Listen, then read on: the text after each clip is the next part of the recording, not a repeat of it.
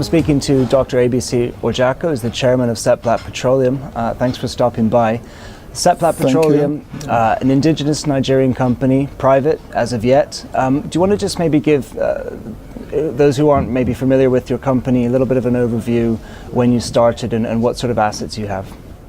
Thank you very much, Drake. My name is ABC Orjiako. I'm the chairman of Seplat Petroleum Development Company Limited, a Nigerian independent oil and gas company. This company was formed in 2009, started operations in 2010.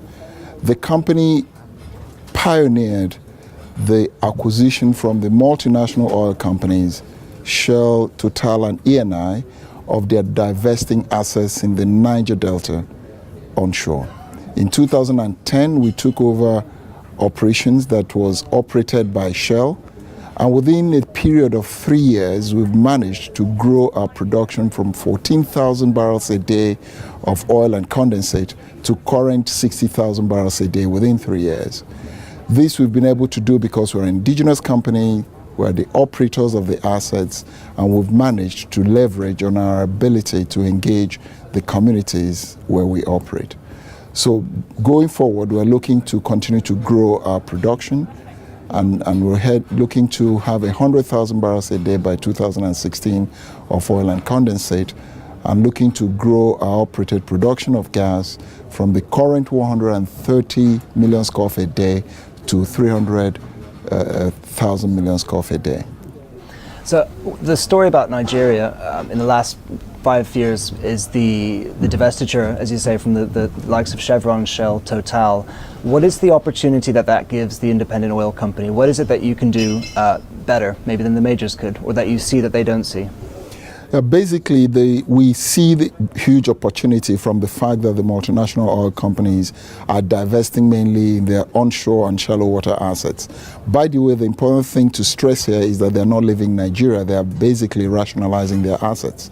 And we find this as a huge opportunity. And having pioneered this, what we are seeing going forward is that there will be more and more assets that will be available for an indigenous independent company to acquire. What do we do differently? Our type of engagement with the communities is key. Being a smaller company, having a smaller footprint means that we have a stronger focus in the areas where we operate. For example, in our existing asset, we took it over from Shell operatorship and grew presence in terms of employees from 37 we acquired from Shell to over 300 of core people working in these assets. Therefore, if you imagine this volume of people and growth, focusing in a smaller size area compared to the large footprint of Shell, we definitely are able to do things differently. One of the things we like to stress is our community engagement. We've managed to develop what we call the Seplat model of community engagement, which is at the foundation of doing oil and gas business in the Niger Delta. And what we've done is to proactively get all of the host communities where we operate to make them real, true partners in what we do. We build capacity within them, we empower them, grow economic activities in those areas, and therefore win their confidence. And this has basically shown a lot of dividend for us as a company. Therefore, if you look at the fundamentals within the company, we measured the incidences that occurred in terms of disruption of our operation that has been occasioned by community interruption. And this has continued to decrease. 2011, we recorded 6 incidences. 2012, we recorded 4 incidences. By half year 2013, we recorded 0 incident. And this is mainly a strong statement of confidence from our communities. That is basically one of the things we've done differently. Traditionally, Nigeria is an oil producer. It's an oily country. Most of the gas that they have not been able to be used in the past because they've had to flare it. They didn't have the infrastructure to harness, to monetize it. But they actually have one of the highest gas reserves, if not the highest gas reserves in all of Africa. And you're focused on gas, so I assume that this picture is changing then. Nigeria's starting to be able to use a lot of its gas reserves. Yeah, that's a good question, Drake. Basically, our growth strategy, our three planks. One is the organic growth of our existing asset. Two is gas commercialization, and three is accretive growth in terms of asset acquisition. But talking about gas, I think the story is changing with respect to Nigerian gas flaring. And this actually is driven by the fact that in the last 2 years, the Nigerian administration has come up with a gas reform program, which they call the Gas Revolution Program. That is gas to power, gas to industry, and gas to agriculture.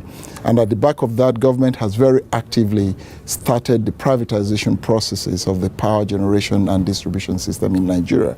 With this has come a very huge demand for gas in the domestic market. As a company, when we took over the assets from Shell, gas had practically no value. But we have now since seen that the gas that was about 20 to 30 cents per million scoff at the time we took over in 2010, we're today signing contracts, 20 years contracts at $3 per million scoff. That has therefore given us the impetus to grow a very solid gas commercialization. In terms of demand, the demand is increasing. We are even unable to meet the demand for gas. Therefore, you can see a huge disincentive to flare gas, because basically we are converting this to cash. So any gas you flare in Nigeria today is like really burning petrodollar. And there's really a big opportunity to develop the gas business. I think there's something like 24 independent oil and gas companies that have come into Nigeria or been set up in the last couple of years to take advantage of the divestitures by the majors. Where does that funding come from? Where does your funding come from? And how do you explain your story to investors? Do they understand it well enough to get excited about the things that you're excited about? That's a good question. In terms of funding, starting for ourselves as a company, we have a mixture of direct foreign investment. One of our shareholders is an independent from Paris. They invested and took 45% equity in the company, and that brought in some equity cash in the business. At the back of that, of course, the company leveraged and took facilities from mainly Nigerian companies, as well as some Nigerian banks, as well as international banks. But going forward in terms of our funding, we've managed from our growth in terms of our production, we've built a very solid and robust cash flow during this period. So much so that in our existing assets, we do not need any leveraging to be able to operate. We're generating enough cash flows to be able to run our CapEx and OpEx. So any need for fund in the company in terms of leveraging or even further equity is really directed towards new acquisitions in the company. So as a company, we're very happy with what we've generated in terms of cash flows. Now, if you look at our growth in production from 14,000 barrels a day to 60,000 barrels a day, that is throwing up quite a lot of cash. In addition to that, of course, the impetus for the gas business has therefore generated quite a lot of cash flow from gas itself. Our objective is to make gas at least 30% of our revenue going forward from 2013. So from company perspective, we're very happy with what we're seeing, but going forward, we believe that we can attract more equity as well as leveraging to have more acquisitions in the Niger Delta. And speaking of attracting equity, it's you read about rumors of some independent oil companies wanting to list eventually, and I've read rumors about your company wanting to do that, perhaps in London, perhaps in Nigeria. I don't know if you can comment on that at all, or whether you could perhaps just give the value proposition for any potential equity investor in your company. Yes, in Seplat, we're aware of those rumors, but frankly, we don't operate with rumors. We are a private company, and we've remained focused in growing this company as a private company. We have quite a lot of things we're doing, growing our assets organically, acquiring new assets, and growing our gas business, and that is our main focus going forward. I suppose there are people in the West, not based in Nigeria, who would characterize the oil and gas industry in Nigeria as suffering from a lot of troubles of inefficiencies or policy inertia. How do you perceive that? Do you think things are getting better? Are they getting worse? Is it a challenging environment, or is it easier perhaps for an indigenous company to navigate those difficulties? Well, definitely there are challenges, especially when you're looking at the Niger Delta. But the good news is that a lot of that is changing.